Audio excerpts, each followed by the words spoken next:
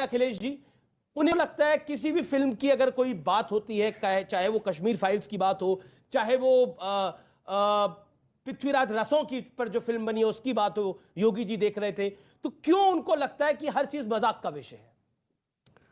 देखिए, आपने शुरुआत की कि इतिहास 2014 के बाद देश आज़ाद हुआ है और इतिहास बदला है। 2014 के बाद इतना बदला है कि पहले इतिहास क्लास में पढ़ाया जाता था, कक्षाओं में पढ़ाया जाता था, यूनिवर्सिटी में पढ़ाया जाता था, अब फिल्मों में पढ़ाया जा रहा है।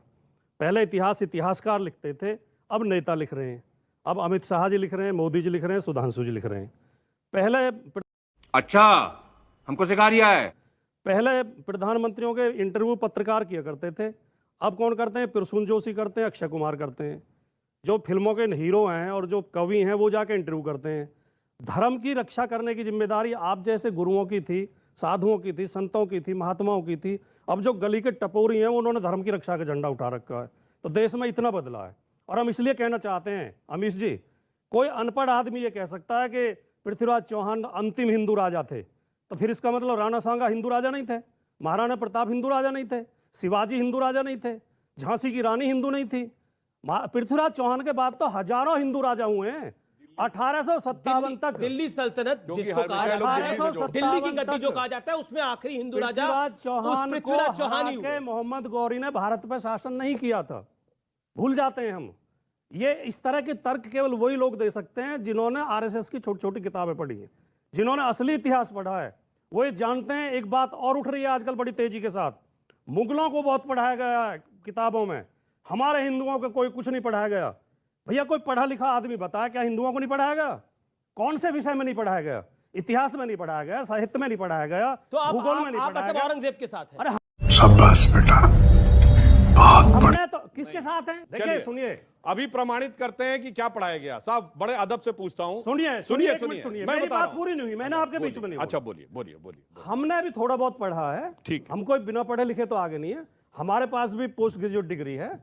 हमें तो किताबों में महाराणा प्रताप भी पढ़ाया गया, रणबीच चौकड़ी भर भर कर चेतक बन गया निराला था, महाराणा प्रताप के घोड़े से पड़ गया हवा का पाला था, जो तनिक भगवा से बाघ हिली लेकर सवार उड़ जाता था, राणा की पुतली फिरी नहीं तब तक चेतक मुड़ जाता था। हमने तो ये पढ़ा है।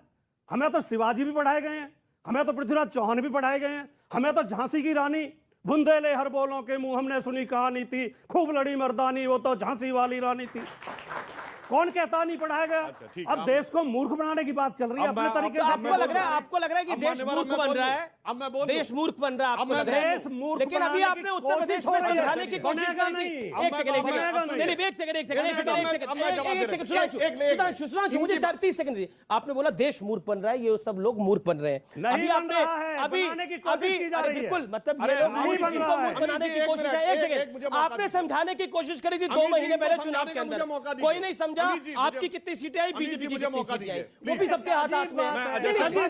बिल्कुल अजीब बात है, यही सही बात है, यही सही बात है। लिखने का हक बिल्कुल चुनाव जीत गया। मैं राजकुमार जी से कहता हूं, जितने बच्चे यहां बैठे हैं इंक्लूडेड और जितने वयस्क लोग बैठे हैं, राजकुमार जी हम सब ने पढ़ा है। औरंगजेब का बाप कौन सबको पता है ना? शाहजहां।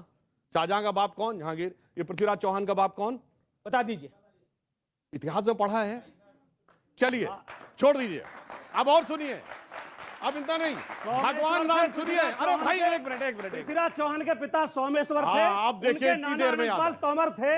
क्यों नहीं पता है? आप देखिए उनकी लड़ाई चलिए अभी और संयोगता का फर्क। अच्छा चलिए, पृथ्वीराज रासो भी पढ़ी है। अरे भाई आपने पढ़ी है? पृथ्वीराज रासो चैप्टर में नहीं थी, मतलब सिलेबस में। रसो अलग किताब है, टेक्स्ट बुक की किताब में नहीं है। अब सुनिए, रसो अलग किताब है। अब एक चीज और। अच्छा, भगवान राम के अब तो वो सच है जो आप दशरथ दोनों के हैं। अच्छा तो पृथ्वीराज रासो भी गलत है, अब तो चंद्रप्रताप भी गलत नहीं है, है, अब तो इतिहास भी गलत है, अब आप बोलेंगे, अब आप बोलेंगे ना अलग है, वो सही है। पृथ्वीराज रसो अलग किताब है, वो एनसीईआरटी की किताब में शामिल नहीं है। एक सेकंड, अब सुधांशु त्रिवेदी आप अपनी बात रखिए। भगवान राम के पिताजी दशरथ थे, दशरथ जी के पिताजी। अरे मैं ये क्विज है कोई? देखा ये नहीं पढ़ा है?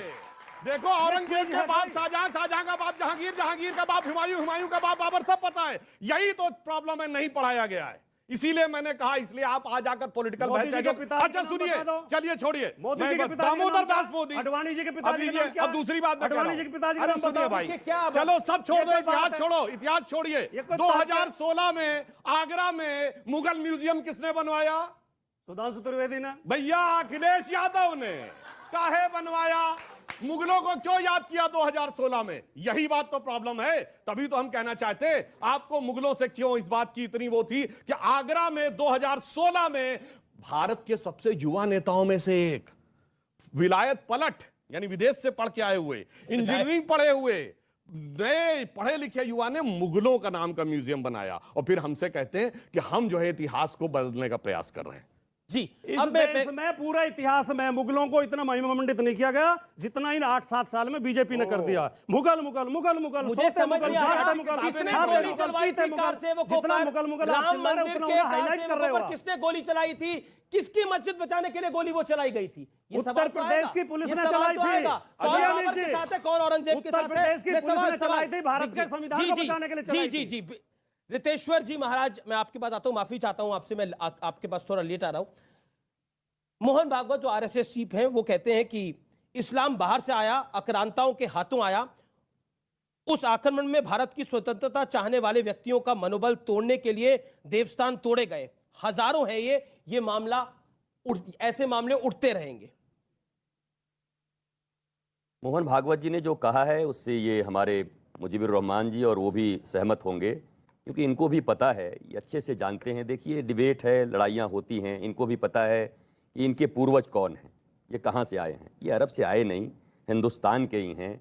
और इतनों का तो नाम पूछ लिया, मैं तो कहूँगा मुजीबुर रहमान जी भी अपना एक पूरा ऊपर का ले लें, और निश्चित तौर पर इनको भी मिल ही जाएगा कि इनके 10वें पूर्वज कौन थे।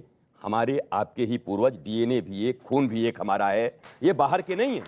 लेकिन एक ऐसी वार्ता बीच में आ गई है, पता नहीं क्यों मुगल को, अब बाबर को इन्होंने राजा साबित कर दिया, ये गजनी गोरी को भी कर देंगे कुछ दिन के बाद। इतना भी क्या नफरत है अपने देश से, अपनी संस्कृति से? मैं भी तो यही पूछ रहा हूं कि क्यों नहीं, मैं तो वृंदावन में रहता हूं, मथुरा में रहता हूं, भाई हमारे यहाँ रसखान हैं, उनकी समाधि पर मैं जाके बैठता हूं, एक बार रसखान की आवाज इनके मुंह से नहीं आती, एक बार एपीजे अब्दुल कलाम आजाद का नाम नहीं लेते, वीर अब्दुल हमीद का नाम नहीं लेते, अशफाक उल्लाह खान का नाम नहीं लेते, गजनी गोरी औरंगजेब और दारा सिकोह का भी नाम नहीं लेते। कहीं ना कहीं आप भी भटक रहे हैं। आप सोचो क्यों लड़ रहे हो? आप हमारे हो, इस देश के हो, राष्ट्र के हो, और अफगानिस्तान की हालत जाके देखो, वहां फ्लाइट